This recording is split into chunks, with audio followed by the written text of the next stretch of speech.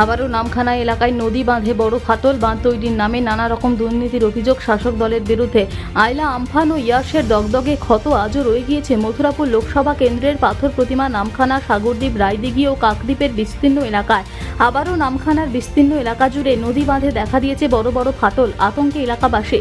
পূর্ণিমা, অমাবস্যার কোটাল সহ বর্ষার 3 মাস নদী এবং সমুদ্র বাঁধে ফাটল ও ভাঙনের জেরে অনেক সময় এলাকায় নোনা জল ঢুকে ক্ষতি হয় কাঁচা বাড়ি, চাষের জমি, সবজি বাগান, মাছ চাষের পুকুর। সুন্দরবনবাসীদের অভিযোগ, ভোট এলেই বাঁধ তৈরি নিয়ে হাজারো প্রতিশ্রুতি দেয় শাসক দলের নেতারা, আর ভোট ফুরলেই যেই কে সেই। আর ভাঙন আটকাতে বাঁশ ও কাঠের রেলিং দিয়ে মাটির বাঁধ নির্মাণ করা হয়, তা খুবই নিম্নমানের। তাতে বিশেষ কিছু কাজ হয় না বলে অভিযোগ।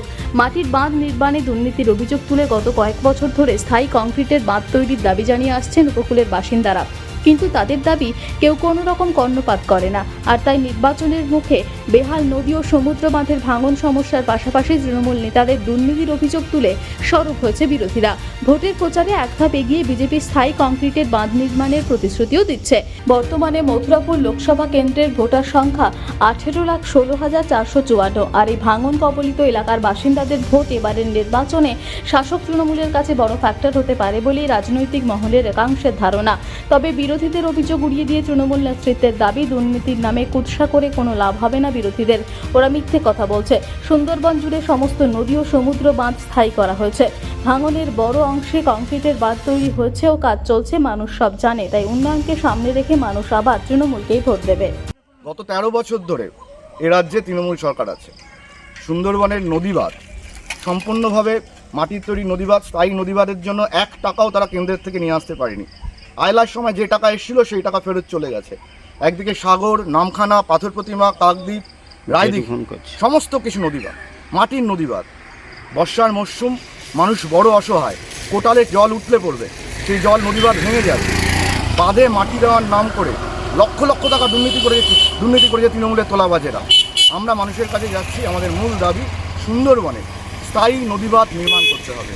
আমরা এই দাবি নিয়ে মানুষের কাছে যাচ্ছি, বলছি সুন্দরবনকে বাঁচাতে গেলে স্থায়ী নদীবাঁধ চাই, কেন্দ্রের থেকে টাকা আনতে হবে। আমাদের প্রার্থী মূলত এই দাবি নিয়ে মানুষের কাছে আমরা বারবার করে বলতে চাইছি। দেখুন, নদী বাঁধের সমস্যা মথুরাপুর লোকসভার কয়েকটা ব্লক, সাগর, পাথর, নামখানা, কাকদ্বীপ, এই সমস্ত ব্লকের অনেক জায়গায় নদী বাঁধের সমস্যা রয়েছে।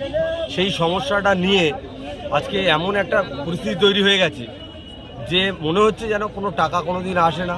এখানে বাঁধ মেরামতির জন্য সরকারের কোনো পরিকল্পনা নেই, কিন্তু কেন্দ্র সরকার সবসময় টাকা পাঠাচ্ছে কন্টিনিউ, কিন্তু সেই টাকাটা তৃণমূলের নেতা নেত্রী এবং তাদের আত্মীয় স্বজনদের পকেটে চলে যাচ্ছে।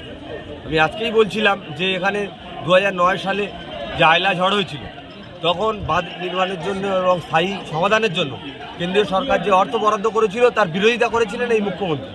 অর্থাৎ সুন্দরবনবাসীর যদি প্রকৃত কেউ শত্রু হয়ে থাকে তাহলে এই মাননীয় মুখ্যমন্ত্রী এবং তার দল। কারণ সুন্দরবনবাসীর যে এই নদী বাঁধের যে সমস্যা, প্রতিদিন তাদের আশঙ্কার মধ্যে থাকতে হয়, এই বুঝি তাদের ঘরবাড়ি উড়ে গেল, ভেসে গেল। তো এইটার জন্য স্থায়ী সমাধান হচ্ছে কংক্রিটের বাঁধ, কোনো জায়গায় প্রাকৃতিক বাঁধ, গাছপালা লাগানো, মাটি ফেলে তারপরে আরেকটা ধাপে এসে কংক্রিটের বাঁধ। এগুলো নিয়ে সুষ্ঠু পরিকল্পনা তো নেই। দ্বিতীয় কথা, যেটুকু পরিকল্পনা করা হচ্ছে সেইটুকু শুধুমাত্র নিজেদের পকেটে ঢোকানোর পরিকল্পনা।